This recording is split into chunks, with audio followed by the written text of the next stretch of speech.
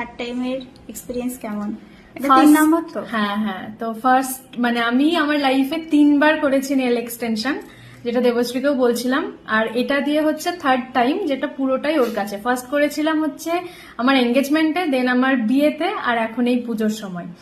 আর বারবার ঘুরে ফিরে এসে ওর কাছেই আসি, তার কারণ হচ্ছে ওর মানে ফিনিশিংটা এত সুন্দর করে, আর আমার টিকসই হয় মানে প্রচুর। আমার লাস্ট 2 মাসের ওপরে আমার পুরো একটা হাত, আমি বা হাতটা আমার 2 মাসের ওপরে একদম ঠিকঠাক ছিল।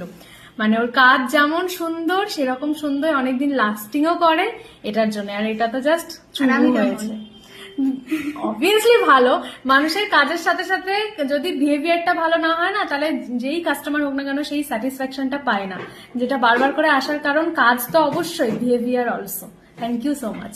Thank you. দেখি হাতটা। পার্সোনালি আমার খুব পছন্দ হয়েছে। ডিজাইনটা আমার চুজ করা। Always unique.